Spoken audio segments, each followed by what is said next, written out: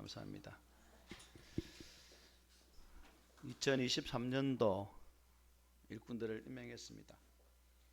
동일하게 호명되어지는 그런 이름이고 반복되어지는 위치에서의 호명이라서 어떻게 보면 마음에 전혀 감동도 없을 수도 있고 또 해야 되나 라는 그러한 부정적인 생각들이 우리의 생각 속에 자리를 살짝 잡음을 통해서 우리 안에 영적 갈등들이 존재할 수도 있는 그러한 시간들입니다.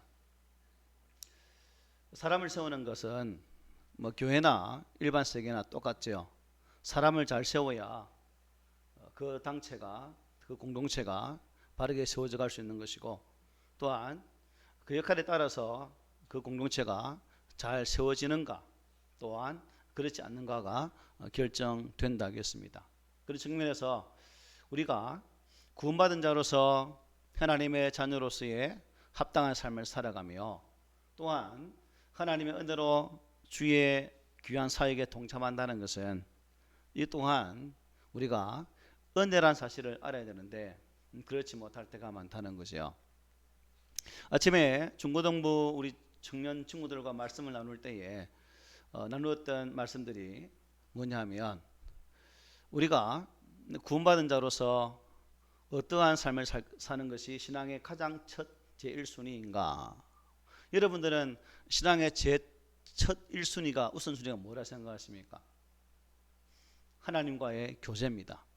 하나님과의 친밀한 교제가 우선시 되어져야 되고, 또한 이 친밀한 교제가 살아있을 때에 그분은 예수님께서 행하신 그 삶, 즉 하나님의 거룩한 사역에 동참할 수 있는 동력자의 길을 걸어갈 수 있다는 것이죠.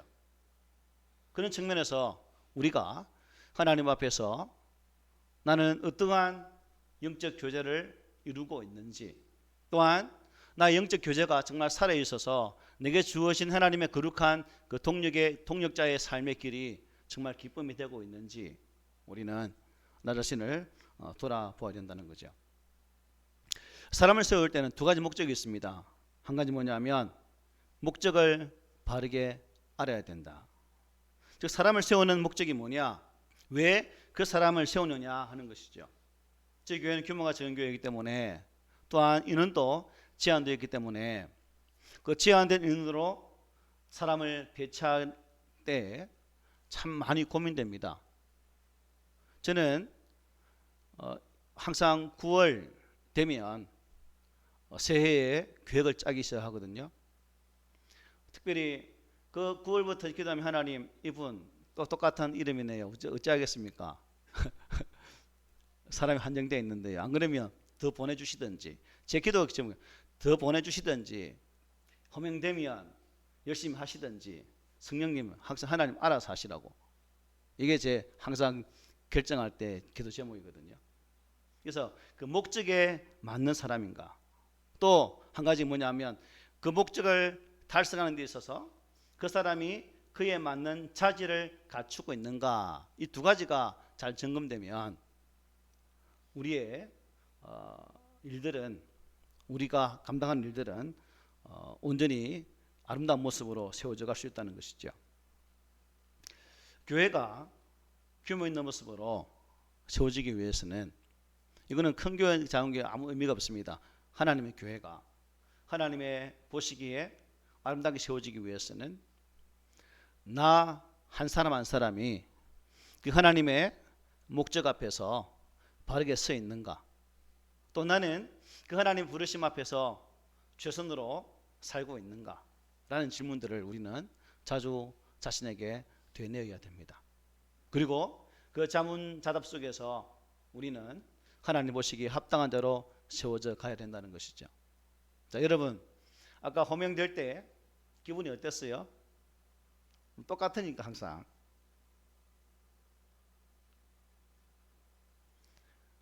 새롭게 맞이할 2023년도, 아직 걸어가지 못한 길을 걷기 위해서는 우리 안에 마음의 준비가 되어져야 되는 것이고, 코로나가 창궐함을 통해서 2019년, 20년, 21년, 20년도 마찬가지죠. 거의 4년에 이르는 기간 동안 교회 사역이 멈춰버렸고, 이 멈춤이 교회 전체의 동력까지도 상실한 것 같은 그런 마음이 들어서 참 하나님 앞에 죄송하기도 하고, 또 더 열심으로 깨어져서 바르게 세워져야 되는데 하나님 그렇지 못하면 어떻게 할까요? 라는 그런 마음도 있다는 사실입니다. 지금 우리나라가 월드컵 축구 16강에 갔죠. 한 단체를 세움에 있어서 내가 왜 예를 들냐면, 축구단을 운영하는데 월드컵 팀입니다. 만약에 제가 감독이 쓰고 선수를 뽑았다면 그 팀이 제대로 되겠습니까? 안 돼요. 그에 상응하는 수준의 사람을 세워서 그 팀을 꾸려야 되죠. 또 연구소도 마찬가지입니다. 만약 핵 융합 발전을 위한 연구소다, 그러면 그에 관련되어진 전문가를 세우고 또한 그에 맞게 연구가 진행되어야 되는데, 택도 없이 목사를 세우고 소를 키우는 사람을 세우면 그 발전소가 제대로 되겠습니까? 안 되는 거죠. 또 가수를 키우는 소속사도 마찬가지잖아요. 노래를 잘하는 사람을 세워서 훈련시키고 연습을 시켜서 가수로 세워야 되는데, 택도 없는 사람을 세워서 가수를 세운다, 그것도 말이 안 되잖아요. 교회도 마찬가지거든요. 하나님 보시기에 적개적소의 사람을 세워서 교회를 감당할 수 있도록 세우는 것이 또 우리가 감당해야 될 영적 숙제임을 보게 됩니다. 교회의 목적은 무엇이겠습니까? 하나님의 일을 이루어야 된다는 겁니다. 하나님의 일. 사역자는 물론 이 교회를 잘 섬김으로 하나님의 나라를 이루어가는 하나의 도구이죠. 저도 도구이고 여러분도 도구라는 겁니다. 우리를 사용하신 하나님께서 나라는 도구를 적재적소에 세워갈 때에 우리는 그 사용하시는 하나님께 합당한 모습으로 쓰임받도록 항상 준비되어져야 된다는 사실이죠. 그런데 우리가 교회이기 때문에 세상 일이면 자신이 가지고 있는 저마다의 자질을 우수하면 되지만, 사도행전을 보면 하나님의 집사를 세울 때 성령과 지혜가 충만한 사람을 세우는 것을 보게 됩니다. 결국 오늘 하나님의 교회 속에서도 마찬가지라는 거죠.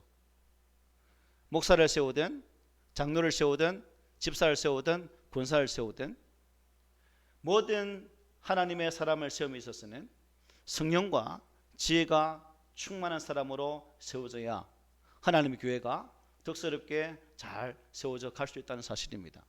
그래서는 우리 교회가 참 성도 구성원 한 사람 한 사람이 하나님의 거룩한 말씀 앞에 서서 또 깨닫게 하시는 그 성령님의 힘으로 말미암아 신실한 지혜를 받고 또한 그 지혜로 충만함으로 주 일들을 감당하는 그러한 교회가 되어지면 얼마나 감사할까, 하나님 얼마나 기뻐하실까라는 생각을 가져봅니다.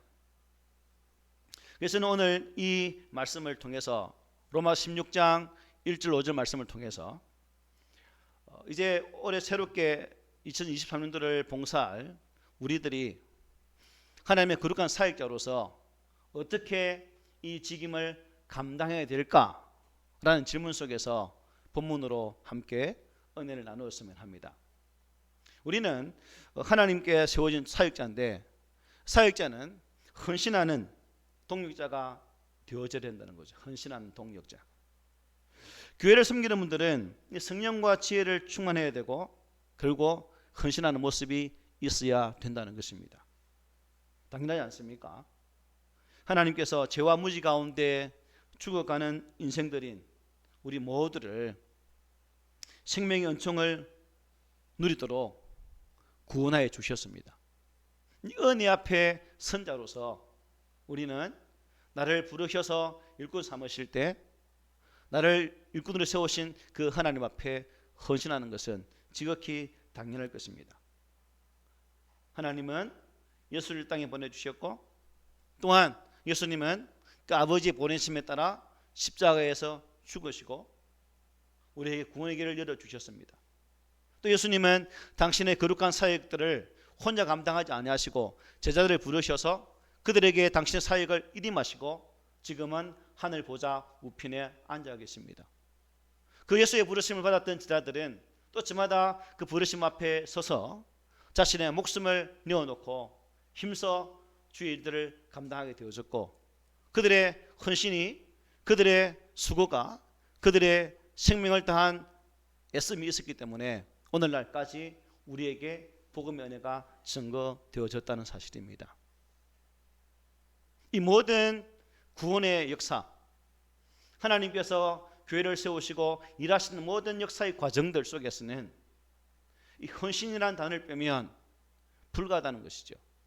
오늘 이 시대에도 16,000, 그 2만에 이르는 교회가 있지만 과연 그 많은 교회들 가운데 또한 그 속에서 교회를 섬기는 성도들이 나를 부르신 그 하나님의 은혜 앞에 합당하게 서서 참된 헌신자로서 하나님의 사역을 감당하고 있을까 하는 것이죠. 한때 우리 한국 교회가 부흥의 극치를 치다를 70년대 80년대는 천막만 쳐놓아도 성도들이 모여들었고, 또한 천막 교회일지라도 그 천막 속에서 정말 눈물로 헌신하며 섬겼던 우리 많은 믿음의 선배들이 계셨습니다. 오늘날은 전도가 쉽던가 여러분? 쉽지가 않죠. 전도를 해도 오지 않습니다.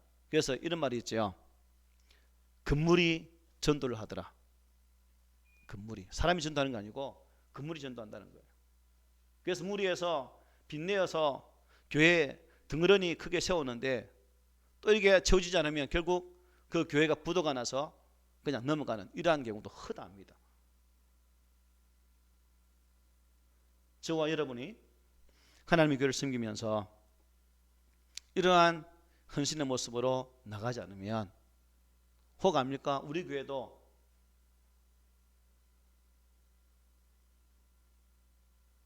그런 길을 걷게 될지. 그래서 우리는 오늘 이 말씀을 통해서 참 그동안 수고했던 분들 해마다 동일하지만 정말 칭찬해주고 싶고 격려해주고 싶고 또 위로해주고 싶고 뜨거움으로 안아주고 싶고 그 사랑으로 또 새로운 한 해를 부탁하고 싶은 마음입니다. 바울도 이 로마 교회를 보면서 참 얼마나 여러분 애틋했겠습니까? 로마 교회 편지를 보내면서 마지막으로 주님의 사역을 함께 감당했던 귀한 동역자들을 한 명 한 명 언급하면서 그들에게 문안하고 그들을 함께 도와주고 격려하는 모습을 볼 수가 있죠. 오늘 본문에서 말하는 문안은 단순한 인사가 아니죠. 뭐냐면 주님의 거룩한 역사를 위해 수고한 귀한 동역자들을 귀하게 여기고 격려하면서 칭찬하고 축복을 해주라는 그런 말씀이기도 합니다. 그래서 로마 16장에 보면 무려 32명의 이름을 언급하면서 바울은 그들을 소개하고 격려하게 되죠. 그래서 오늘 본문 1, 2절 말씀 보면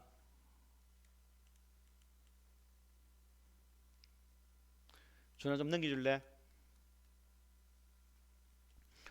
내가 갱그레아 교회의 일꾼으로 있는 우리 자매 베베를 너에게 추천하노니 너희는 주 안에서 성도들이 합당한 여절로 그를 영접하고 무엇이든지 그에게 소용되는 바를 도와줄지니 이는 그가 여러 사람과 나의 보호자가 되었음이라고 말씀합니다. 갱그레아 교회의 일꾼인 누구요? 우리 자매 베베를 추천한다라고 말씀하죠. 일꾼이란 집사를 뜻합니다. 또 이 집사는 사도 바울과 다른 사람들의 뭐가 됐다고 말씀하고 있습니까? 보호자가 되어 주었다고 말씀해요. 여기서 보호자는 물질적인 후원자를 의미합니다. 그러니까 베베라는 여자는 갱그레아 교회의 집사로서 바울과 그의 동역자들에게 물질적인 후원을 통해서 복음 사역에 큰 역할을 감당했던 자다라는 것을 깨닫게 되죠. 또 3절로 5절 3반 이렇게 말씀하고 있습니다. 우리 함께 읽어볼까요? 다 함께 시작. 너희는 그리스도 예수 안에서 나의 동역자들인 브리스가와 아굴라에게 문안하라. 그들은 내 목숨을 위하여 자기들의 목까지도 내어놓았나니 나뿐 아니라 이방인의 모든 교회도 그들에게 감사하느니라. 또 지의 집에 있는 교회도 무난하라. 아멘. 한번 보십시오. 이들은 바울의 목숨을 위해서 자신의 목까지 내어놓았고 자신의 집도 기꺼이 교회로 내놓았다라고 말씀하고 있습니다. 얼마나 아름답고 감동적인 모습입니까? 자기 목숨까지도 내놓았고 자기 집을 교회로 내놓았다. 대단하지 않습니까? 주님은 우리를 위해서 영광의 보좌를 버리시고 이 땅에 오셨습니다. 금오진 채찍과 침뱉음과 뺨맞음과 온갖 모욕과 멸시들을 받으시고 결국 십자가에 참혹한 죽임을 당하셨습니다. 그래서 우리를 영원한 형별에서 구원하여서 영원한 영광의 나라를 우리에게 주신 것이죠. 그러니까 이렇게 놀랍고 큰 사랑과 은혜를 받은 우리 모두가 그 하나님의 은혜에 합당한 모습으로 세워지는 것은 지극히 당연하다는 것이죠. 지극히 당연하다. 여러분, 그 영광의 나라에 들어갈 수 있는 특권을 주셨는데 어찌 우리가 그 은혜에 맡기신 바 되어진 사역 앞에 게으름으로 감당할 수 있겠습니까? 또 그렇게 우리가 헌신하게 되어질 때에 하나님의 교회가 든든히 세워져 가는 것이죠. 우리 믿음의 선배들이 계셨기 때문에 지금까지 하나님의 교회가 왕성해져 왔다는 사실 아니겠습니까? 그러므로 우리는 주님 오시는 그날까지 당장 오시면 더 좋겠죠. 그러나 당장 안 오시니까 오실 날을 소망하면서 그 주님 앞에 서는 그날까지 우리에게 주어진 나에게 맡겨진 바 되어진 그 사역에 우리 모든 성도들이 최선의 모습으로 헌신하기를 소망합니다. 하나님을 아는 자들 또한 하나님을 섬기는 자들은 마땅히 주님의 일도 감당해야 됩니다. 교회 예배만 드리는 거 끝나는 것이 아니라 예배는 시작이고 또한 그 시작을 통해서 너에게 주신 그 봉사의 직무도 감당하게 되어서야 주님의 사랑을 받는 자가 될 수 있다는 것이죠. 그러므로 우리 모든 성도들도 오늘 귀한 사역을 만든 분들도 포함되겠지만 그렇지 않은 분들까지도 하나님께서 나를 구원해 주신 그 사실 앞에 감사하면서 또한 그 직분에 합당하게 헌신하면서 아름다운 동력을 만들어갈 수 있는 우리 모두가 되기를 주의 이름으로 축복을 드립니다. 그리고 이러한 사역자들의 헌신을 통해서 또 우리에게 주어진 게 뭐냐? 우리는 서로를 돕는 뭐가 되어야 될까요? 아름다운 협력자가 되어야 됩니다. 교회 사역을 목사 혼자 할 수 있습니까, 여러분? 못해요. 사다리를 타고 올라가더라도 옆에 밭주소에 있는 사람이 있어야 마음 놓고 올라갈 수 있거든요. 누군가가 받침이 되어줄 때, 누군가가 힘이 되어줄 때 그 사역이 온전하게 될 수 있다는 겁니다. 사람이니 뭐예요? 작대기 두 개가 서로 받쳐주는 거 아닙니까? 그 작대기 두 개가 받쳐서 사람인자가 되는 것처럼 더 많은 사람들이 모여서 온전한 협력을 이루는 그런 우리가 되어야 되죠. 다 달라요. 성격도 다르고 인품도 다르고 배워왔던 과정도 다 다릅니다. 왜 하나님이 각양각색의 사람들을 한 교회로 부르시고 하나님의 교회를 이룰 수 있도록 일을 하시는 것일까? 그 각양의 각색의 모든 것들이 필요하고 규모로 모여서 하나가 되어질 때에 아름다운 공동체가 되기 때문에 비록 다 다르지만 우리를 한 교회로 불러 세워 주셨다는 사실입니다. 가정에 부부도 좋을 때도 있고 나쁠 때도 있죠. 그죠? 항상 좋은 사람 계신가요? 어느 날은 왼수처럼 보이잖아요. 아이고 저 인간. 그렇죠? 예, 그게 사실이라. 항상 좋을 수 없듯이 교회도 마찬가지거든요. 항상 좋을 수가 없습니다. 하지만 부부가 돌았으면 또 화해하고 한 가정에서 오손도손 살아가는 것처럼 하나님의 교회 또한 그런 모습으로 세워져 가야 된다는 거예요. 저는 참 목사로서 가슴 아픈 게 꿈이 있는 교회라는 한 교회가 하나님의 아름다운 교회로서 세워져 가야 되고 지어져 가야 되는데 각 지체들이 제가 말씀드린 것처럼 협력자가 되어지고 동력자가 되어지는 모습으로 세워져야 되는데 이 해가 갈수록 선낫되는 성도들도 하나가 못 되는 이 모습 때문에 참 마음이 아파요. 마음이 아파. 대화를 해보면 다른 사람을 못 봐. 다른 사람 너무 잘 봐. 문제는 지를 못 봐. 자기를 보고 다니를 보면 내 입술 속에서 참 상대방이 들었을 때에 상처가 되는 말을 하지 않는데 자신은 치지도 못 보는데 남을 잘 봐요. 오늘부터 남 보는 눈은 다 닫으세요. 오늘부터 남이 하는 말 귀 다 닫으세요. 오직 하나님 말씀 앞에 서서 하나님 말씀이 인도하신 대로 사십시오. 그리고 그 말씀 앞에 서서 그 말씀이 이끄는 대로 순종해서 하나의 동력자로서 협력자가 되어진다면 얼마나 좋겠습니까? 바울을 보십시오. 몸이 건강했습니까? 아니죠. 안질로 나빴죠. 이 몸이 좋지 않았습니까? 항상 옆에 누가 있습니까? 의사 누가가 그의 곁에서 항상 그를 도우고 동력했습니다. 그의 건강을 챙기면서 하나님의 거룩한 복음을 이루어갈 수 있도록 도왔다는 거예요. 또 성격이 얼마나 단호합니까? 대쪽 같죠. 베드로가 안디옥에서 이방인들과 함께 식사하다가 어떻게 했어요? 예루살렘에서 야고보가 왔을 때 슬그머니 그 자리를 피하죠. 그때 바울이 베드로에게 야단을 칩니다. 어떻게 보면 그냥 새파랗고 감히 대적할 수 없는 그런 관계지만 비록 연소하지만 이렇게 말합니다. 네가 어찌해서 이방인을 유대인답게 살게 하려느냐라고 야단을 치게 되죠. 또 자신을 비방했던 고린도 교인들에게 내가 가면 용서하지 아니할 것이다 라고 엄중히 책망하게 되었습니다. 그래서 남을 비방하기를 좋아하는 사람들이라면 바울 참 쏙딱지가 좁아서 포용력이 없고 참 인덕이 없다 보니까 아이고 저런 인간을 사역한다고 이런 소리를 충분히 들을 수 있다는 거예요. 그리고 그도 때로는 어떻습니까? 어쩔 수 없는 한 인간 아닙니까? 자신의 내부에서 싸우는 영적 갈등, 육적인 욕망들이 뒤섞여서 참 힘이 들었다는 거예요. 이렇게 고백합니다. 오호라 나는 공고한 사람이로다. 이 사망의 몸에서 누가 나를 건져내랴. 자신이 연약하기 때문에 하나님 은혜를 구하는 그의 모습을 보지 않습니까? 바울이 우리가 아는 건 위대한 사역자지만 그에게도 약점이 있었고요.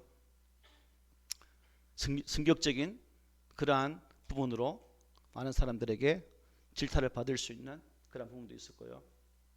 그리고 영적인 갈등 속에서 힘든 삶을 살았던 그러한 분이었습니다.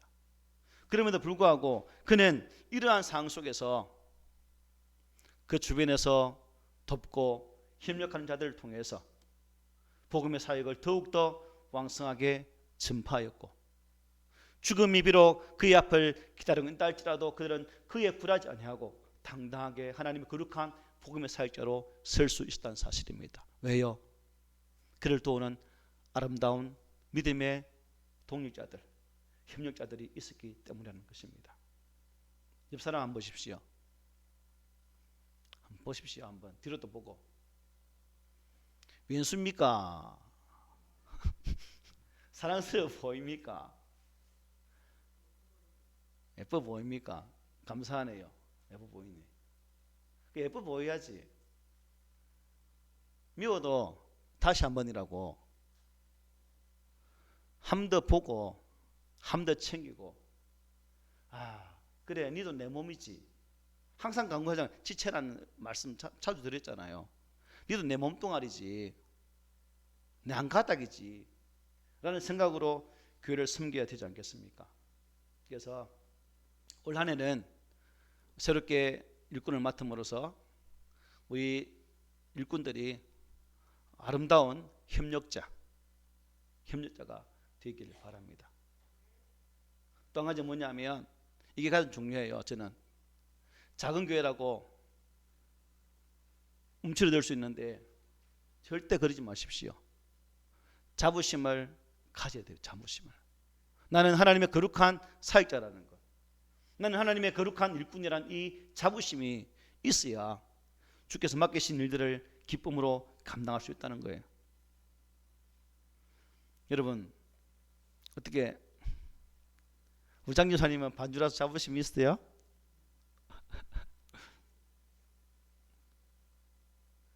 우리 민창이는 싱어로서 자부심 있게 하고 있습니까? 저마다 자부심을 가져야 됩니다. 에이, 작은 교회 부끄러워서 그 교회 다닌다고 말을 어떻게 해가 아니라 당당하게 하나님 은혜로 감당할 수 있도록 우리가 일을 감당해야 되는 사실입니다. 우리 교회에서 세우니까, 작은 교회 세우니까 뭐 자기 자질에 비해, 재능에 비해서 좀 그합니까? 대통령이 불러서 세우면 아이고나 하고 뛰어가겠죠. 그런데 우리는 대통령보다 더 위대하신 만왕의 왕이신 하나님께서 이름을 호명하셨고 그 일을 맡겨주신 거예요. 세상의 자리도 하물며 그 부른 자의 위치에 따라서 자부심이 생기고 어깨에 뽕이 팡팡 올라가는 그 상황인데, 영적인 만왕의 왕이신 이 땅을 다스리신 그 하나님이 나를 부르셨다면 우리 어깨 뽕이 몇 개 올라가야 되겠습니까? 더 펑펑펑 올라가야죠. 안 그렇습니까? 그래서 고린도 3장 9절에 보면 이렇게 말합니다. 정죄의 직분도 영광이 있은즉 의의 직분은 영광이 더욱 넘치리라. 여러분 더욱 넘친다. 여러분 한 분 한 분이 맡게 되어진 그 직분에 영광이 더욱 넘친다라고 바울이 말씀을 해요.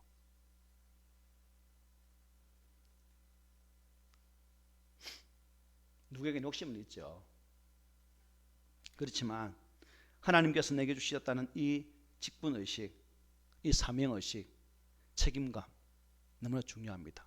그래서 우리는 나를 세우신 그 주님의 온전한 뜻을 바라보면서 좀 자부심을 가지고 주 일들을 감당했으면 좋겠습니다. 오늘 2023년도 각 부서의 사역자들을 세우면서 또 우리 모든 성도님들은 특별히 교회의 귀한 직분을 맡아서 교회를 섬기시는 분들은 우리가 세상의 그 어떤 것과도 비교할 수 없는 거룩한 사명을 가진 자로서의 그 확신이 있기를 바랍니다. 그리고 그 확신으로 사명을 감당하기를 원합니다. 2022년도에도 이 귀한 사명을 맡을 수가 있었지만 23년도에도 귀한 직분을 또 맡게 되었습니다. 일하기 싫으면 전도와 사람을 채우세요. 다른 사람이 할 수 있도록. 그래서 올 한 해 수고하셨습니다. 또 2023년도 또 한 해도 여러분들의 수고로움이, 여러분의 땀방울이 교회가 요구를 하고 있습니다. 이 요구 앞에 여러분들은 어떠한 반응으로 나서겠습니까? 기꺼이 순응의 자세로 섬기셔서 여러분의 삶의 자리가 복이 되고 은혜가 되어지고 매 순간순간마다 우리 하나님께서 그 채우시는 그 은혜로 말미암아 기쁨이 충만한 정말 행복한 일꾼, 행복한 사역자 되시기를 주의 말씀으로 축복을 드립니다.